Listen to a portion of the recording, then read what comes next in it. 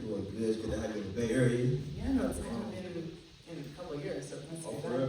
Yeah. Yeah, so I'll jump in if you got limited time. Yeah. Why me? How did you come to it? I, first of all, hi everyone, thanks for coming. I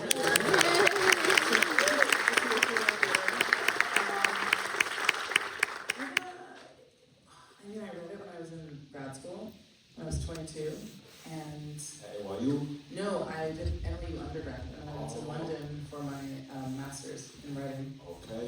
And we were doing like a theater module, and we were writing little plays, and we were working with actors, which was great, because you didn't really get that in film school. Did you know you were going to do film school still? Like you did NYU film school undergrad? Yeah, film school undergrad. And you went to UK for a master's in writing. In writing. For stage and broadcast media. So it was film, TV, theater, radio. Beautiful. Yeah, and I wanted more writing education, and I wanted to learn how to work with actors. So I got my MA at a drama school.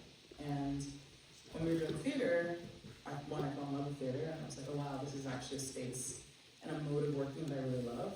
And then I read, we actually read A Doll's House first, and I thought it was amazing, and then I thought, what else has he got? I read Hedda Gabler.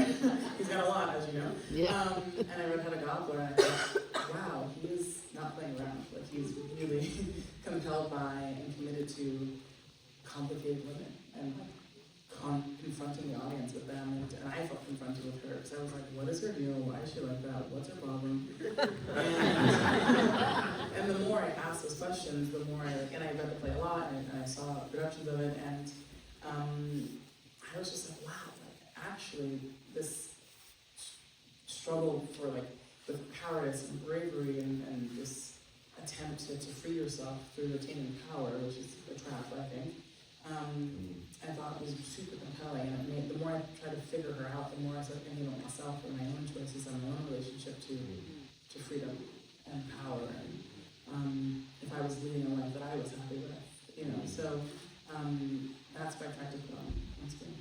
You say you think power, freedom through power is a trap. What do you mean by that? I just think that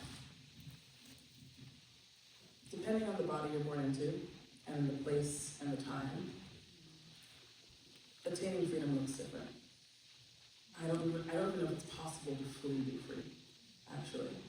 And I think most people default to, I need to be more powerful in order to be free to do what I want, free to make my own choices.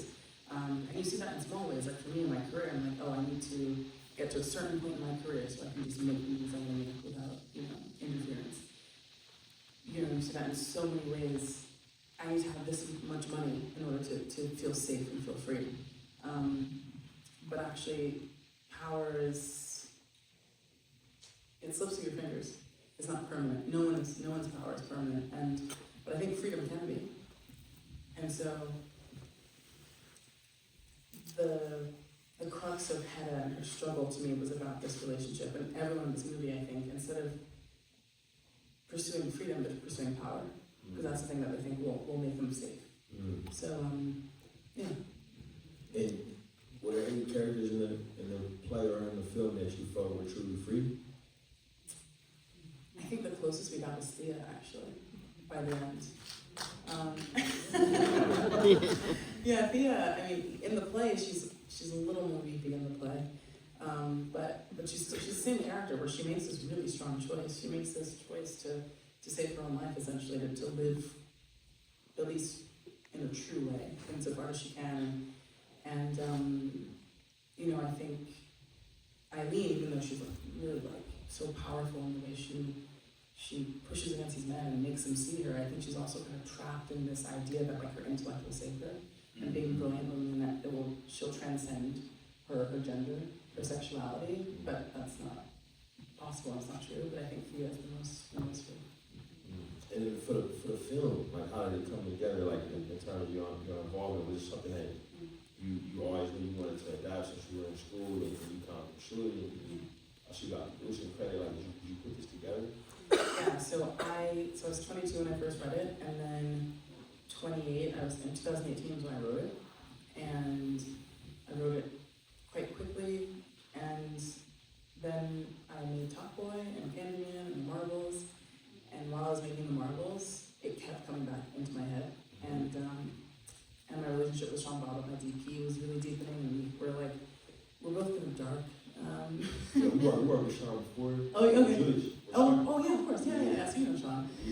Sean and I would like, we'd be on like this, like Disney movie essentially, and like there's a Oh, battle. Sean shot the mark. Yeah, Okay. that was our first film together. Beautiful. And we were shooting, you know, a bloodless battle, and he was like, this is ridiculous. Yeah, war photographer. Yeah, exactly. He was like, Yeah. and he would do he would record sound initially in war zones, and like he's almost died many times. He's like such a G. Like he's like. You don't look like it either. He doesn't. He looks like Santa Claus's cousin or something. He's like the loveliest man. Yeah, yeah, he's always like in leather gear, you know.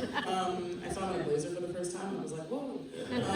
But he and I would have this like ridiculous joke where we'd like, there are all these dead bodies, there's no blood, and we'd have this joke about like the mushroom people who would come and cut off their fingers and get the gold rings off of everyone, and everyone else is like, you guys need to make another movie. You know? And then Hedda, which is very dark, kept like returning, and I was like, Sean, can you do this? And you know, and so I very intentionally put it together by sending it out. It was like, it's gonna be me, Sean's gonna shoot it, Tessa's probably gonna play the lead. Yeah, Tessa attached me. She wasn't attached actually officially, but it was kind of like she probably will, but I wanna be really clear that this is like my film, and this is the script, and this is the movie I wanna make, and if you wanna talk about it, great, but if you're not interested, that's fine. But I'm not here for development, or like 2 years of like, what if it were a completely different movie? Right. Because that can happen so It's a easily. real thing. Yeah, and I was so aware of that, and I was afraid maybe of losing my power. And Plan B and Orion were like, we're down.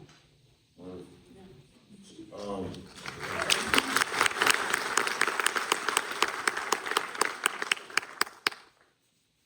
How did cast come together? So after Orion and Plan B came on, I was like, Tessa? She's like, yep, got it. And so that was Tessa. she was in immediately. Yeah, I mean, I said You to guys her. go back to Little Woods. Yeah, we've known each other for 10 years, and we talk about everything we're doing. She's like a sister to me at this point, and Have y'all seen Little Woods? Good. thank you guys. It's on Hulu, if you'd like to catch it, if you haven't seen it. Big plug. Yeah. Yeah, Top Boy and Candy Man. Yeah, some stuff happening over there. Yeah. And then it was Des Hamilton was my casting director. And actually no, it was Tessa, and then Nina Haas was next. And Big time. We gotta talk about this horse. Nina Haas, I mean, How did you become familiar with her work?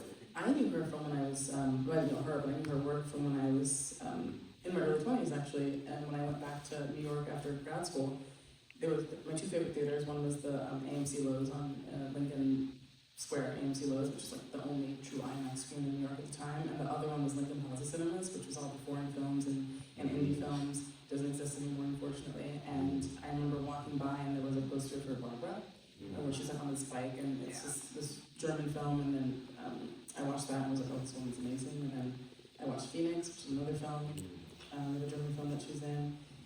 And she's every actor's favorite actor. Like she's like a legendary, like kind of god tier talent. Yeah. And working with her and watching her and editing her, I was just like, this How is. was she? Is she like all takes great? Yeah, yeah. And all takes different. She went all. Well, she let me. If I asked her to do something, we should do it. I was like, what if we tried it like this or like this or like that? And she was so specific and so text oriented, and she wasn't ever straying away from what felt true to the character, but she had a sense of discovery and play that I really like. And also she's just like rad. She's like rad to have around. She's great energy. She was doing, you saw like really intense stuff, and you know, we created the space for her to have that. But you know, she walked into set with her little Uggs, and she's like, hey, you know, and she's got that like she's buoyant, you know. And Tessa's that way too, where she's like kind of breezy, you know, Tessa, like, but then walks in, and it's so important. The people leading your set have that, because they're your allies and setting the tone, and you know, it's just. Was it always Safi? Like when you wrote it in 2018, did you already switch? Yeah. I actually had the idea super early on, like before I even wrote it back when I was still in the UK. I thought, okay, I think I wrote it to be Eileen because I want another woman here. I think, and also this character makes more sense to me as a woman, especially in the context of the struggles that Thea and Hedda are going through. Like I really wanted another foil for her. Not being familiar with the play, what was that character's deal?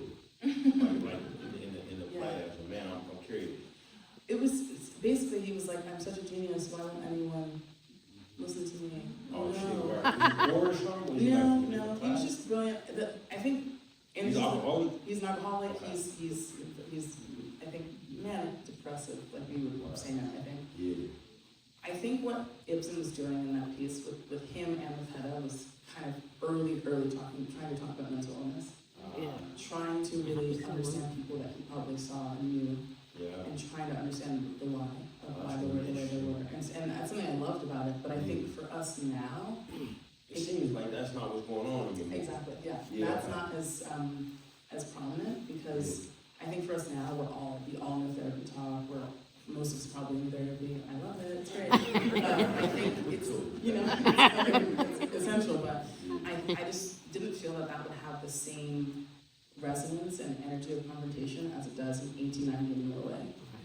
And I didn't think it was as the journey with mental health that Ibsen is exploring. Frankly, we're beyond that now. Right. And so what attracted me to it wasn't that necessarily. Even though like when we watched the original and we watched a production that was very true to the play, it's like beautiful and it's like heartbreaking. But I just knew for a movie, like for me, the way I wanted to shift it wasn't going to be the central part of it. Right. And I thought we could maybe we can elevate some of the other themes that I loved. And part of that was like a woman, like what does this make you as a woman when you're told that you don't have agency, you don't have power, and that your existence is at the whims of other people. And I think you get Hedda, and you get Thea, and also in my version you get Eileen. How we come to the color red? Color red? The color red. I was thinking about color story. Ooh, like the dress in the beginning. I mean, it's the font. There's a lot of storytelling with that. Her having the red on at the end. Yeah. I kind of, it was sort of my horror, like, brain, in a way. And it wasn't necessarily intentional. But there's something, to be fair though, no, in the play, fire is super important. Because in the play, she also runs the manuscript, and so you were like finding ways to like bring that through more.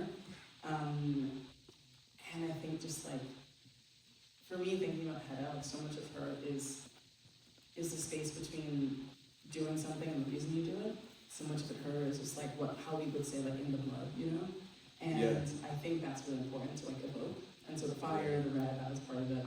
And then my horror brain, like with the font. Like I remember my title sign at hers was like, it feels kind of horror, and I was like,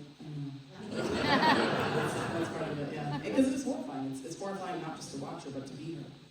Right. So interesting. Sound design, the breath. Yeah. Whose breath is that? That's my cast and crew. Okay. So Hilder, who's just like another mad scientist genius. She's a composer. Yeah, Hilder Gothendatter, she won the Oscar for Joker, and she's amazing now. We're working, and this is our first time working together. I asked her to do the Marvel film, and she said, I don't think that's for me. And I said, I understand. Because she also such a, have you met Hilder? Briefly, yeah. She's such a bright light. You probably heard her laugh if you met her. You've definitely seen her smile. I remember she left an impression for sure. Yeah. And she's such a briefly, yeah, she's so like, you know, but she does all the dark stuff, you know? she's so good at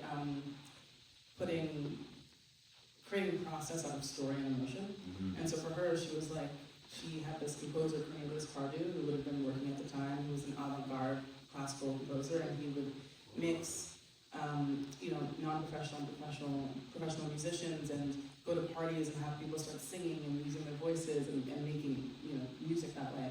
And so she wanted to mirror that. And so she came to set, and she got the cast and the crew in the conservatory and got them to do all the voices you hear in the score. Some of the breaths would sound like Tessa's. Was it ever Tessa? I think she did a couple actually. I'm not thinking about it. Some sound like God's breathing sometimes. Mm-hmm, yeah. Yeah, it was really, really interesting. Yeah, it was, and we got to use like different, we had so many, it was like having a library of breath, and we'd use different lengths, we'd use different force, we'd use different, pitch and tenor and timbre, depending on what we wanted it to feel like. And then more frequency. Absolutely. Always? No, I shot spherical, actually, Candyman to this, like Candyman was spherical, completely rectilinear lenses. Like there was no warping whatsoever on those lenses, they were beautiful, and I loved them. It was what Lightens? I think they were Canon, actually. I can't remember, that's bad. But we used 2 sets of vintage lenses. We used the Hawk C-Series. Cowards? No, V-Lights? No, C-Series. Panavision C-Series? No, Hawk C-Series? Hawk C-Series, Right. yeah. That's right. We used the Crystal Expresses. Oh, right. Which, because like they're both vintage and they both have character, but like the C-Series is like more stable. You're like, okay, a little warp in here, okay, the book is like interesting. The Crystal Expresses are like, Crazy. we're on drugs. We're drunk. We're driving, we're drunk. And we knew we wanted the look to degrade as the film went on, as the part of went on, as things went out of control. So we started to incorporate them more. And then, there was one we used just for Tessa, for Hedda, which was Close-ups, like in the party, and then she dancing a little bit. Exactly. So it was a 50 close focus that we used from the Crystal Expresses for her. And it was just, I love glass, I love talking about it, I love talking about Sean especially, because he likes to use a different set every film. Yeah. And I just like to find my way into that stuff purely through character. R35. I think the newest R35. The newest, okay. Yeah, all the time, yeah. I think we shot 28 on that as well, but it was a great package. Beautiful. Yeah, thank you. And the art, the production design. Who's working on this? Kara Brower, who did Candyman and the Marbles. Okay. Yeah. That's what's up. So carry her with you. Yeah. She was great. She could do anything. In the house, is it all the same house? One location except for the knees. So everything was there. Yeah, which is great. Chandelier, how many takes? The smash is 1 take. 1 take? Oh, Yeah. 3. Yeah. So we had like a dead drop, like a dead stop that we did so that we could just shoot the scene, and we see it drop, and then we're like, are we ready to drop this? And then it was, I remember like everyone stayed on set after they were done for the day because they all just wanted to see, and like people who were usually in the production office were on set, and there was like, and then we dropped it and it worked. The actions,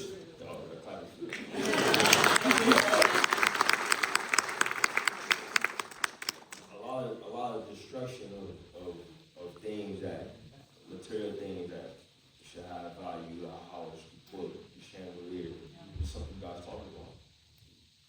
Well, we talked about Hedda's reverence around that kind of stuff.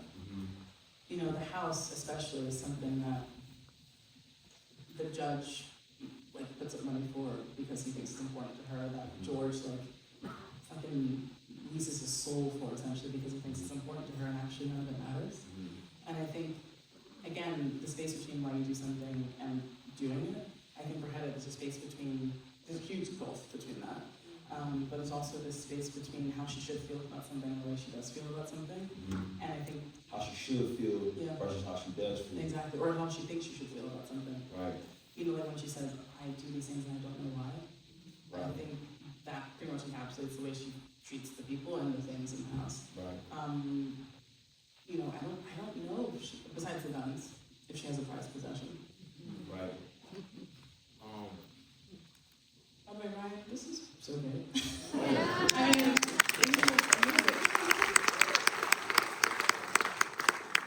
so, it's so funny, you're like, whatever.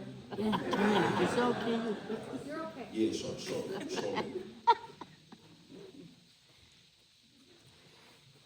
just a woman. She said, I found it heartbreaking. Yeah. And I was wondering, is there a scene like this in the play being familiar with? No. That's all you. Yeah. Wow. The part of the scene that exists is oh wait, not another scene. Why do you make me drink? Eilert, the man in the play that does not stop, but that scene, and that scene is to me the reason why Eileen is Eileen and not Eilert, is because I needed Hedda to talk to a woman. Right. And I needed the audience to see Hedda punish a woman for trying to do something that she refused to do. Right. And say that one more time. I needed the audience to see Hedda punish a woman for being brave enough to do something that she couldn't do. to basically, because I think for all the women, all the choices they make, good or bad, it costs them. And Hedda wanted to teach Eileen, you think you're better than me. And when she says, I'm just a woman, that's when Hedda's like, your life is done, you're done. Like, I will kill you, essentially. Like that, I think. Because Hedda is like all of us, we're all animals, right? We happen to have moments of rationality, we happen to be logical, but we often assign rationale to our emotions as opposed to truly act from a rational place. And so I think the extreme of that is Hedda saying, you should kill yourself. You're right, you should kill yourself. The less extreme is like a baby like throwing candy at their brother because they're mad and they don't know why, you know? But yeah, that scene was super important to me because that was the like heart of what struck me about the original play, even though that scene doesn't exist anymore. You wrote that in 2018. Yeah. Fascinating.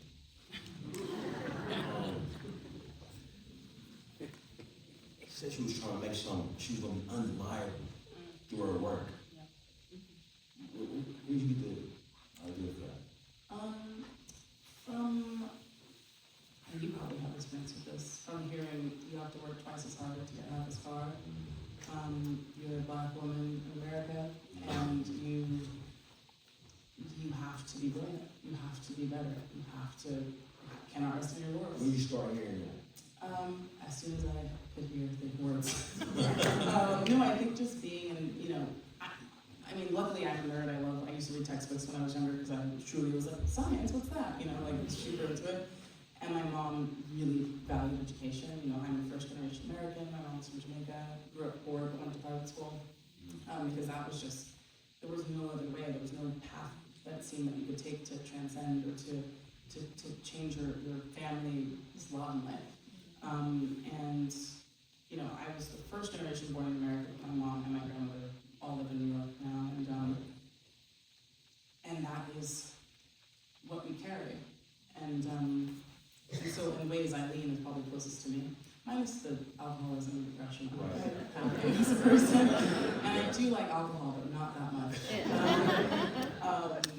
But yeah, that's what it comes from. Top one.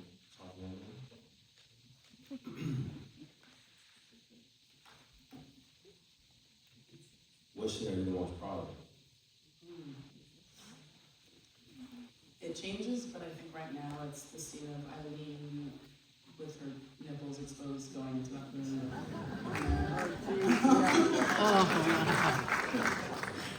And because that scene tells you everything we need to know about Eileen, and also and the way that sequence ends. Not that the scene ends, she's on top of the world, but the sequence ends, she's on the bottom. But I think that scene's important to understand why she's loved, why she's amazing, why she loves to drink.